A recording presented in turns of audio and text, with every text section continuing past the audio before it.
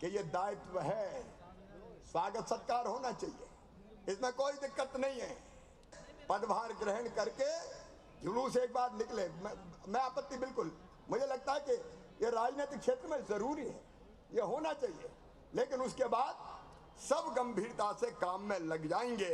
हम इसलिए सरकार में नहीं है कि अब अपनी आ गई तो हमें क्या मिलेगा, अरे काम मिलेगा। अध्यक्ष जी, मैं आपको ये भी धन्यवाद दे रहा हूँ, कुछ को मैं मंत्री नहीं बना पाया, अपने महामंत्री मंत्री बहुत बना, कोई चिंता की बात है, सबको काम मिल गया। क्या दोगे? काम देंगे। करीब 9 महीनों के बाद प्रदेश बीजेपी वर्किंग मोड में आ गई। रविवार को नई प्रदेश कार्य समिति के पदाधिकारियों ने अपना कार्यभार संभाला। इस कार्यक्रम में मुख्यमंत्री शिवराज सिंह चौहान, संगठन महामंत्री सुहास भगत और प्रदेश अध्यक्ष बीडी शर्मा ने नई टीम को नए मंत्र दिए तो कई नसीहतें भी दी। मसलन पदाधिकारियों को अपना आचरण ठीक रखना है, मीडिया और सोशल मीडिया में सोच समझकर बयानबाजी करनी है। उन्हें यह भी एहसास दिलाया गया कि वो कोई मामूली लोग नहीं हैं, अब पार्टी का चेहरा है, इसलिए कोई गलती नहीं चलेगी। 2023 का संकल्प हमारे सामने है, 2024 का संकल्प हमारे सामने है। हम सब लोग आज संकल्प लें कि आज के दिन से हमने सामूहिक तौर पर आज सभी पदाधिकारियों को हमने सबने मिलकर के तय किया कि एक साथ पदभार ग्रहण करेंगे। टीम स्पिरिट की भावना ये भारतीय जनता पार्टी के कार्यकर्ताओं में है। इस कवायद से संकेत साफ है कि अगला चुनाव दूसरी पीढ़ी के हवाले है, लेकिन नई टीम के सामने चुनौतियों की कमी नहीं है। नए पदाधिकारियों को संगठन में अपनी पकड़ मजबूत बनानी होगी, जनाधार वाले नेताओं पर फोकस होकर उन्हें तराशना है, जमीनी कार्यकर्ताओं को ऊर्जावान बनाए रखना ताकि राज्य और केंद्र की योजनाओं को वो जनता तक पहुंचाए। नए पदाधिकारियों को पुराने साथियों से समन्वय बेहतर करना भी चुनौती है। बीजेपी भली भांति ये भी जानती है कि राज्य में विपक्ष बेहद मजबूत स्थिति में है और उसके हर कदम पर उसकी पूरी नज़र बनी हुई है। पिछली सरकार में आदरणीय शिवराज सिंह जी ने अपने लोगों को पचमढ़ी में भाषण से ही नसीहत दी थी कि मकान, दुकान, खदान के चक्कर में ना पड़े, लेकिन उनकी तो पूरी सरकार बदनाम इसी में रही, इन्हीं 3 मामलों में। विपक्ष को आलोचना करने का अधिकार है, लेकिन सीएम शिवराज ने ऐसे वक्त में चौथी बार सत्ता संभाली जब देश दुनिया में कोरोना महामारी दस्तक दे रही थी। तब से ही मुख्यमंत्री शिवराज सिंह चौहान और पूरी बीजेपी लगातार जुटी हुई है। इस बीच उसने उपचुनाव का सामना भी किया, जिसमें उसे बड़ी सफलता मिली। लेकिन आने वाले दिनों में नगरीय निकाय चुनाव और उसके बाद 2023 में विधानसभा और 24 में लोकसभा चुनाव होने, पार्टी के मुताबिक यही टीम आने वाले चुनावों का सामना करेगी। इस बार बीजेपी से अपेक्षाएं ज्यादा है, यही वजह है कि पार्टी अभी से एक्शन मोड में है। सोमवार को भी प्रदेश प्रभारी मुरलीधर राव ने सोशल मीडिया पर कार्यकर्ताओं और नेताओं को पार्टी की रीति नीति का पाठ पढ़ाया। नमस्कार, मैं हूं शरद द्विवेदी और आज का हमारा मुद्दा है वर्किंग मोड में बीजेपी। तो मुख्यमंत्री शिवराज सिंह चौहान का अंदाज आपने देखा और उन्होंने ये भी कहा, जिसकी चर्चा भी रही, कि बीडी शर्मा जी की तरफ मुखातिब हुए और उन्होंने कहा कि आपने तो बना लिए महामंत्री, मंत्री, मुझे ये काम अभी करना है, लेकिन काम सबको मिलेगा। और एक बड़ा करेजियस स्टेटमेंट भी रहा मुख्यमंत्री शिवराज सिंह चौहान का, बहुत साहसिक वक्तव्य मैं इसलिए कहूँगा क्योंकि राजनीति में कई बार कुछ चीज़ें मुड़ जाती हैं ज्ञान की तरफ, जिसको बोलचाल की भाषा में आप और हम बोल वचन भी बोलते हैं, और वहाँ आप ये कहने लगते हैं कि इसकी ज़रूरत नहीं है, इसकी ज़रूरत नहीं है, काम पर लगिए। जबकि हम और आप, हम सब जानते हैं कि जीवन में प्रशंसा की, प्रोत्साहन की, ऐसे त्याग मूर्ति और तपस्वी होते होंगे, हम बिल्कुल इनकार नहीं करते, जो अपने पोस्टर, बैनर्स पसंद नहीं करते।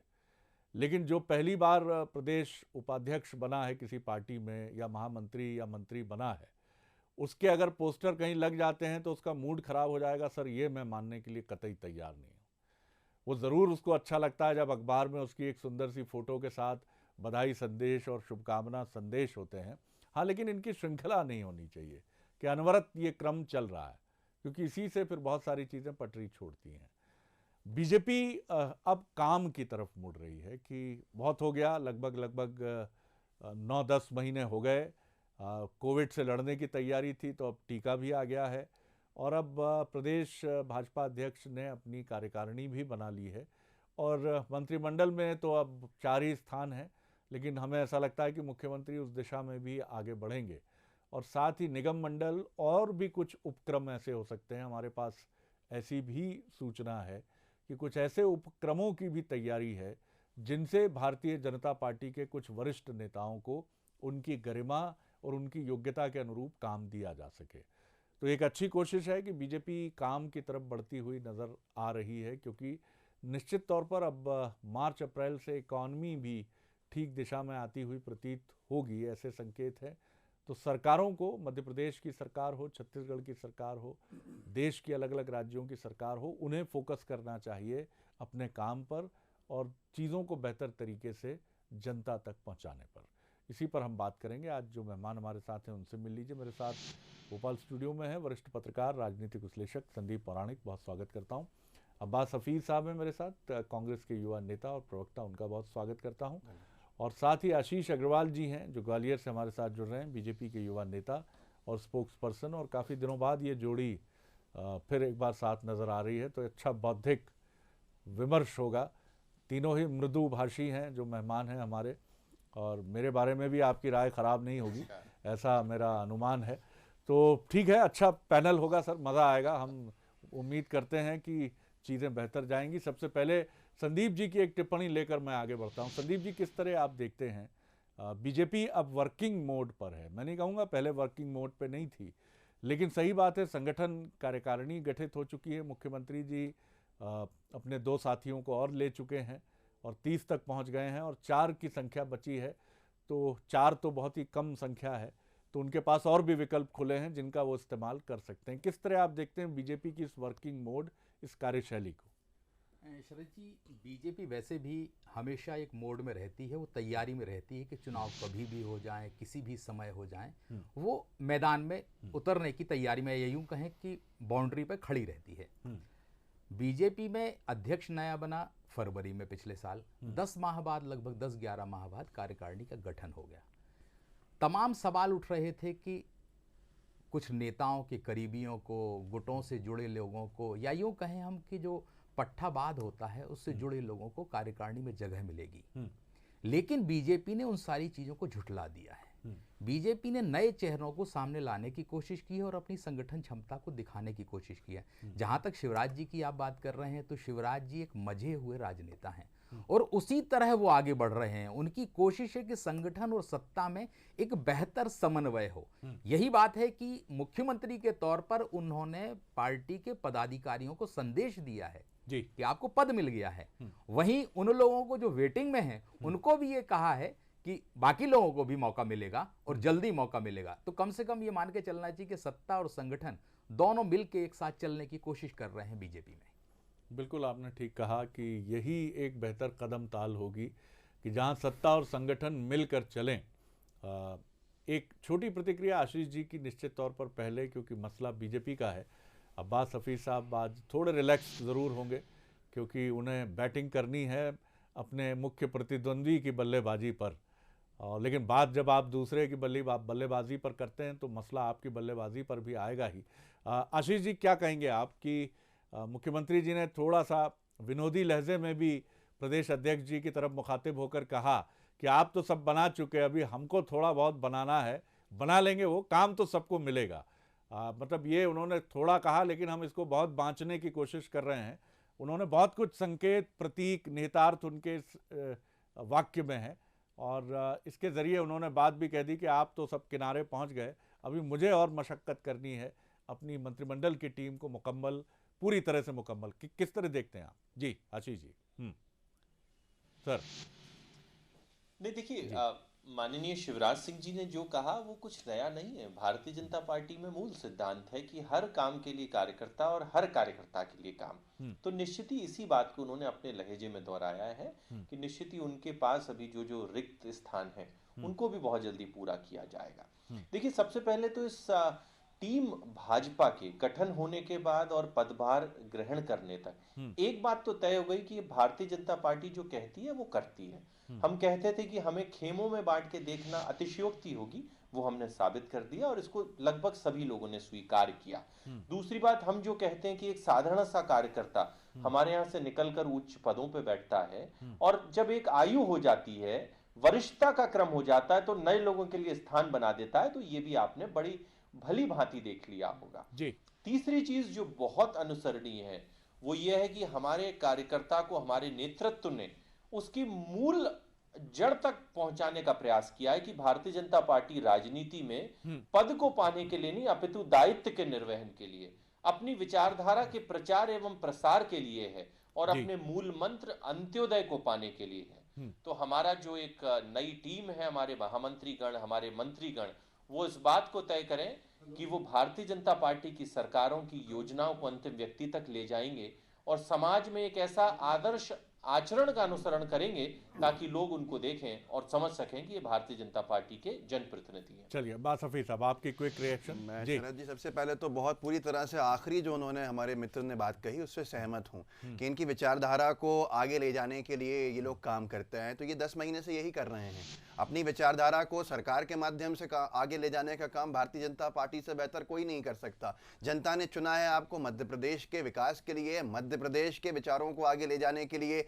मध्य प्रदेश के अंदर एक अच्छा माहौल इन्वेस्टमेंट का हो या सुरक्षित लोगों का हो, उसके लिए। पर पिछले 10 महीने से देखा है कि संगठन संगठन संगठन भारतीय जनता पार्टी के लिए सबसे महत्वपूर्ण वही हो गया है। शिवराज जी ने भी इशारों के अंदर वीडी शर्मा जी से जो बात कही है उसको देखने का नजरिया अलग हो सकता है। उन्होंने ऐसा क्यों कहा कि वीडी भाई ने तो बहुत लोगों को अपने मंत्री महामंत्री बनवा दिया, मैं नहीं बना पाया। अब ये किस बात के ऊपर इशारा है? क्या सिंधिया जी का प्रेशर रहा और बार बार दिल्ली जाना शिवराज जी का सब जानते हैं। आज भारतीय जनता पार्टी के अंदर जो सिर्फ टव्वल है उसको खूबसूरती से बयां करने के लिए आशीष अग्रवाल जी से बेहतर कोई नहीं हो सकता कि ये ऐसा मंजर बांध देंगे जैसे सब कुछ बहुत अच्छा है। ये वो डॉक्टर हैं जिनके पास जाके आपकी तबीयत सही हो जाए, लेकिन असलियत के अंदर वो आपको सिर्फ महसूस हो रहा है। अंदर जो आपकी बीमारी है वो बड़ी परेशान करेगी और वो आने वाले समय के अंदर भारतीय जनता पार्टी के खैमों तक नहीं आगे जाके दिखेगी। और एक बात जो पौराणिक साहब ने कहा, मैं उससे भी सहमत हूं, लेकिन उसको दूसरी तरफ देखने की जरूरत है। इन्होंने कहा कि ये सोचते थे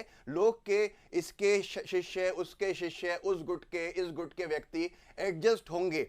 इन्होंने कहा बिल्कुल सही बात है, वैसा नहीं हुआ, बल्कि इसको दूसरे तरीके से देखें कि उन सबको किस तरह से निपटाने का काम एक व्यक्ति ने जो केंद्र बिंदु बन गया उसने किया, जिसकी वजह से आसपास के जो पुराने दरख्त हैं उनका दर्द छलक रहा है और वो ऊपर से नीचे तक जाके अपने दर्द को बयां कर रहे हैं। और भारतीय जनता पार्टी देखते हैं आगे क्या होगा। बहुत शुभकामनाएं आपके लिए कि आप 10 महीने के बाद चलिए संगठन बना पाए। हमारे यहाँ अध्यक्ष के साथ साथ बनता है, तो हमसे सवाल अभी होना भी गलत होगा कि हमारे संगठन का क्या है, अध्यक्ष के साथ हमारा संगठन परिवर्तित होता है। आशीष जी, एक क्विक रिएक्शन आपका हो जाए जल्दी से, ज़्यादा लंबा नहीं, तो फिर मैं अपने इंडिपेंडेंट ऑब्जर्वर संदीप जी की तरफ चलूंगा, स्वतंत्र पत्रकार जो हमारे साथ हैं। जी सर।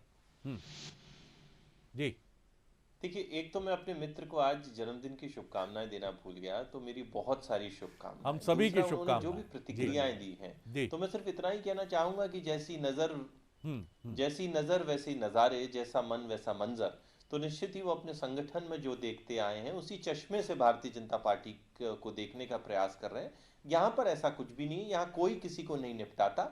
संगठन स्वयं निर्णय लेता है कि किस कार्यकर्ता से क्या काम कराया जाएगा और इतिहास इसका साक्षी है। तीसरी बात, 10 माह में भारतीय जनता पार्टी की सरकार ने क्या मजबूत किया, तो ये तो अब उपचुनाव के निर्णय आने के बाद मुझे लगता है कि टीका टिप्पणी की आवश्यकता नहीं है। जब मध्य प्रदेश की जनता 2/3 सीटों से भारतीय जनता पार्टी के सरकार के कार्यों पे मोहर लगा देनी चाहिए, तो मुझे लगता है कि अब इसको हमें स्वीकार लेना चाहिए कि भारतीय जनता पार्टी जब संगठन में रहती है तो अपनी विचारधारा को मजबूत करती है और जब सरकार में रहती है तो अंत्योदय के मंत्र को मजबूत करती है। कौन से कार्य थे जिन पे मोहर लगी आशीष जी? वो कौन से कार्य थे जिससे जनता को फायदा पहुंचा? ये कि हमारे फ्रंटलाइन कोरोना वॉरियर्स को नौकरी से निकाल देने का काम था, ये कि हमारे छात्रों को डंडे मारने का काम था। तो ये सारी चीजें तो बहुत बात निकलेगी तो आगे तक जाएगी। मुझे लगता है पौराणिक साहब को सुन लेना चाहिए शरद जी। चलिए, लेकिन जी आशीष जी, मैं आता हूँ आपकी तरफ। लेकिन बढ़िया एजेंडा आप दोनों ने सेट किया है, लेकिन कई सवाल भी खड़े होते हैं और उन सवालों के जवाब, एक बार फिर आपको जन्मदिन तहे दिल से मुबारक हो अब्बास हफीज साहब। और बहुत अच्छा लगा कि आशीष जी ने आगे बढ़कर ये चीज़ हम सभी को याद दिलाई।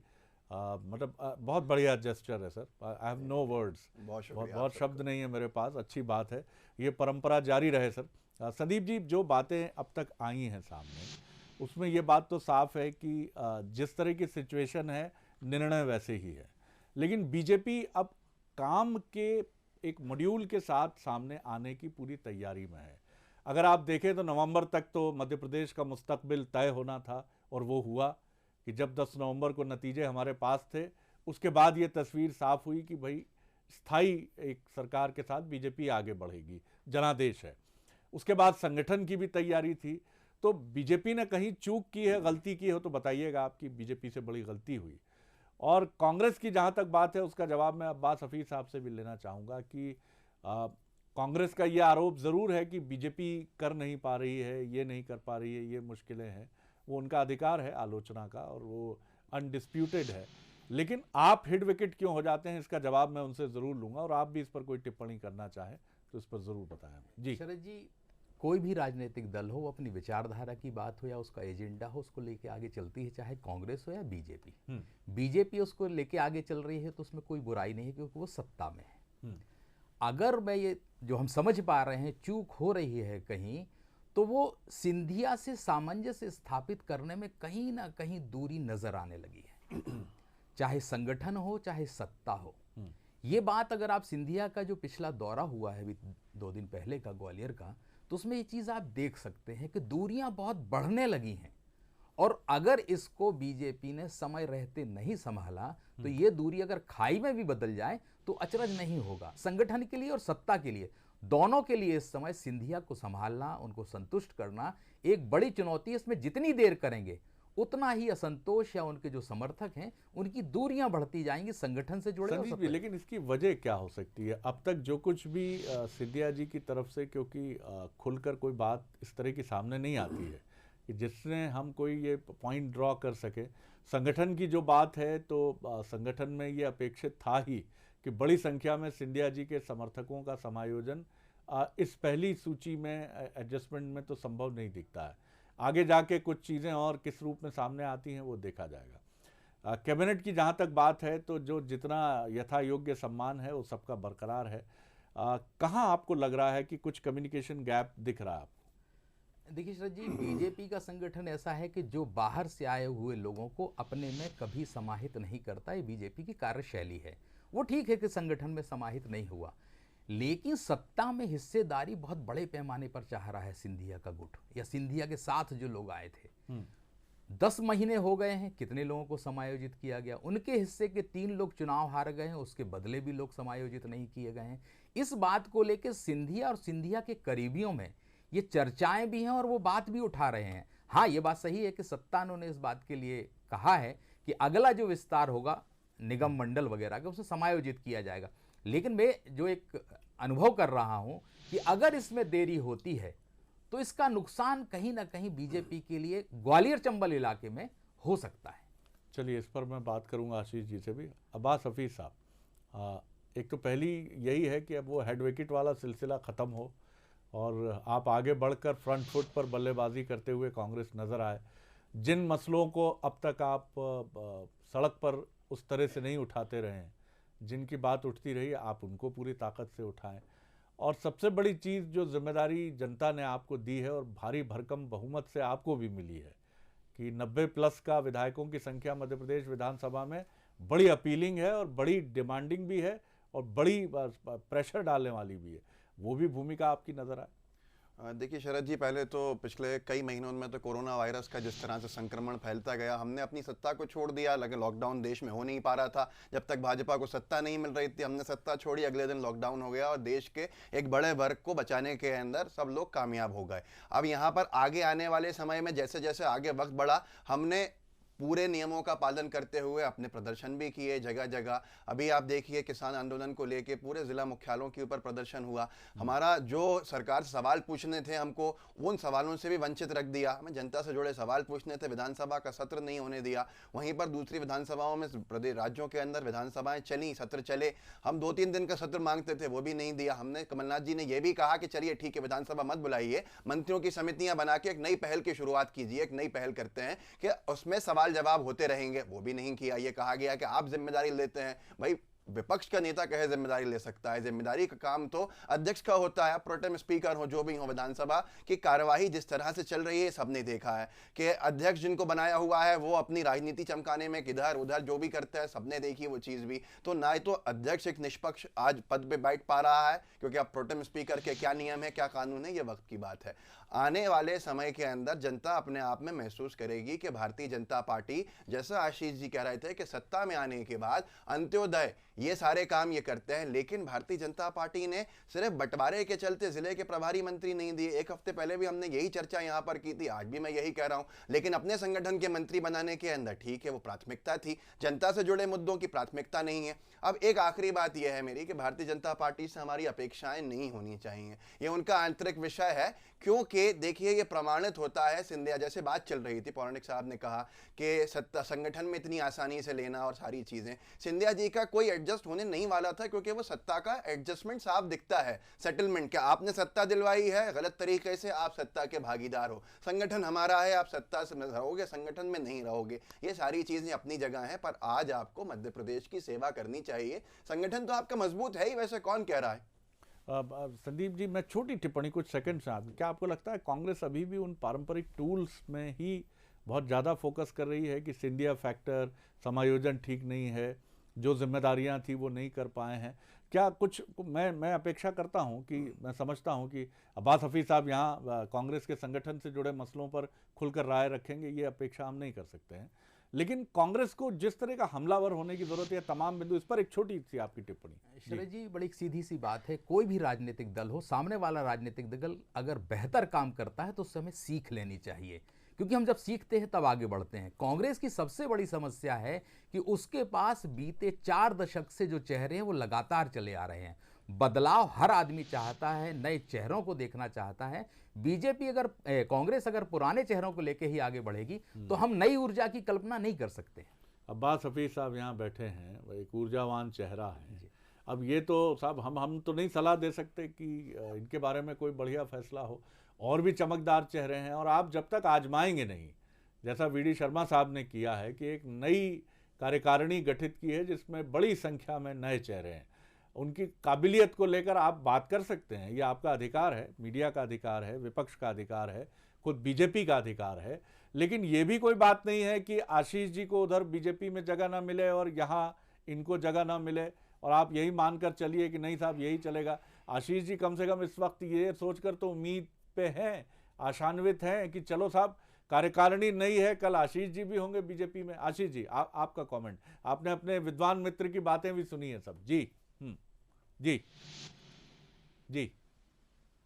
देखिए, बिल्कुल मैं अपने काबिल मित्र को सुन रहा था, बड़ी गंभीर प्रवृत्ति के वो प्रवक्ता हैं, परंतु मुझे नहीं लगता कि क्यों कोरोना पे भी राजनीति करने लगते हैं। देखिए, कोरोना को लेके जो भी फैसले लिए गए थे वो कभी भी किसी राजनीति से प्रेरित नहीं थे, देश हित के लिए प्रेरित थे। और जब मोदी जी कहते हैं कि कोरोना को टीम इंडिया ने लड़ा, तो मुझे लगता है कांग्रेसियों को भी वही बात करनी चाहिए। संदीप जी बड़े वरिष्ठ पत्रकार हैं, उनके सोचने का अपना नजरिया हो सकता है, परंतु मैं बड़े आग्रह पूर्वक कहता हूं, देखिए हमारे प्रदेश अध्यक्ष जी की वो लाइन हमें याद रखनी चाहिए कि टीम बीडी भी नहीं है, टीम भाजपा है, ये सामूहिकता की टीम है। और जब हम टीम भाजपा की बात करते हैं तो उसमें सिंधिया जी की भी टीम है, नरेंद्र सिंह तोमर जी की भी टीम है, प्रहलाद पटेल जी की भी टीम है, उसमें सब समायोजित हो जाते हैं। दूसरी बात, अभी बहुत कुछ बनना शेष है, अभी मोर्चों की कार्यकारिणी आनी है, हमारी प्रदेश कार्य समिति आनी है, उसमें आप देखेंगे कि उचित कार्यकर्ता को उचित जगह बिठाया जाएगा। तो भारतीय जनता पार्टी ने संगठन के रूप में ये जो अंगड़ाई ली है, मुझे लगता है ये अनुसरणीय है। कांग्रेसियों को सीखना चाहिए, जो अभी तक अपना राष्ट्रीय अध्यक्ष नहीं चुन पाए हो, प्रदेश को नया अध्यक्ष नहीं दे पाए हो। भारतीय जनता पार्टी ने सारे प्रश्न चिन्हों के बाद भी एक मजबूत, एक नई टीम लाके खड़ी की है, जिसको सभी लोगों ने स्वीकारा है और भविष्य के लिए एक संकेत दिए। जी, अब बात दोनों प्रदेश अध्यक्ष हों या राष्ट्रीय अध्यक्ष हों, वो अपनी जगह पर कायम है। ऐसा नहीं है कि हम हेडलेस बॉडी चला रहे हो और हमारा संगठन बिल्कुल संतुष्ट है। अब दूसरी बात अगर की जाती है कि मैं फिर यही कहूंगा, मुझे भारतीय जनता पार्टी की आंतरिक कला, आंतरिक विषयों से कोई मतलब नहीं होना चाहिए, क्योंकि ये उनका आंतरिक मामला है। पर हमारा मतलब किससे है कि इसका असर सीधे सत्ता पे पड़ रहा है, और सत्ता से नुकसान किसका हो रहा है? वो साधारण व्यक्ति का, मध्य प्रदेश का, जिसकी कोई गलती नहीं थी। उसने उसने सरकार कांग्रेस की बनवाई, उसकी गलती नहीं थी, उसने गुस्से में भाजपा को लाके खड़ा किया, उसने भाजपा को सत्ता से वंचित किया, उसकी ये गलती नहीं थी। आप काम कीजिए, आप जनता के लिए काम कीजिए और आप सत्ता को सही से चलाइए, संगठन आपका चल जाएगा। आज प्राथमिकता से आपको सत्ता उद्योग अगर बंद हो गया हो और अगर ये खराब है तो ये खराबी होनी चाहिए। चलिए, बहुत कंक्लूडिंग रिमार्क क्या है संदीप जी आपका? जी, मेरा शरद जी ये मानना है कि बीजेपी जिस तरह से राजनीतिक तौर पे आगे बढ़ रही है, संगठन को मजबूत कर रही है और सत्ता के साथ समन्वय लेके चल रही है, कांग्रेस को भी वही कोशिश करनी चाहिए कि एक मजबूत विपक्ष के तौर पर वो नजर आए और अपने में बदलाव करे। जो परंपरागत तरीके से चल रही है कांग्रेस को, उसको कुछ बदलना होगा, तब वो बीजेपी का बेहतर तरीके से मुकाबला कर पाएगी। बॉटम लाइन यही है कि बीजेपी एक ऐसे सीनियर अपने लेफ्टिनेंट को मध्य प्रदेश भेजती है जो संघ की पृष्ठभूमि से आते हैं, शिव प्रकाश जी, और उनका मुख्यालय भोपाल कर दिया जाता है, न सिर्फ मध्य प्रदेश के लिए बल्कि आस पड़ोस के दूसरे राज्यों के लिए भी। मुरलीधर राव आते हैं जो दक्षिण भारतीय हैं और उनके साथ कुछ ऐसे चौंकाने वाले सह प्रभारी भी आते हैं जिनके नाम आप सुनकर थोड़ा चौंकते भी हैं। ये तैयारी एक ऐसी पार्टी की है जिसने मध्य प्रदेश में बाय इलेक्शन में स्थायी सरकार का जनादेश हासिल कर लिया है। कांग्रेस की तरफ हम चलते हैं तो कहानी वही पुरानी है, लेकिन ये कांग्रेस की कोई कमज़ोरी नहीं है कि हम इसे कमज़ोरी कह के कांग्रेस के माथे पर ढकेल दें। लेकिन इतना ज़रूर है कि ये कांग्रेस की बेपरवाही ज़रूर है कि नहीं, हम तो ऐसे ही चलते रहे हैं और ऐसे ही चलेंगे। लेकिन ऐसे ही आप तब तक चलते रहे हैं जब तक देश में अपोजिशन जो है वो बहुत स्ट्रांग रहा है, जब आप रूलिंग पार्टी के तौर पर राज्यों में रहे या केंद्र में रहे। लेकिन अब हालात मुख्तलिफ हैं, भिन्न हैं, और इसीलिए आपको बदलना होगा। जैसी बात संदीप जी ने कही कि आपको अपने ताकतवर प्रतिद्वंदी से भी सीखना पड़े तो सीखिए ना। राहुल गांधी जी मध्य प्रदेश आ जाते, मुकुल वासनिक जी की मदद के लिए एक और मजबूत सह प्रभारी जी आ जाते, संगठन के मसलों के लिए एक डेडलाइन तय कर दी जाती कि इतने समय में ये पूरे हो जाएंगे। नियुक्तियों की जो बाढ़ थी उसको समन्वित करके छोटा कर दिया जाता और बीजेपी से लंबी लड़ाई का, यानी 2023 तक की लड़ाई का एक रोड मैप तैयार कर दिया जाता। ये सवाल ऐसे हैं जिनके जवाब कांग्रेस से जब किए जाते हैं तो अभी उनके पास इसका जवाब नहीं है।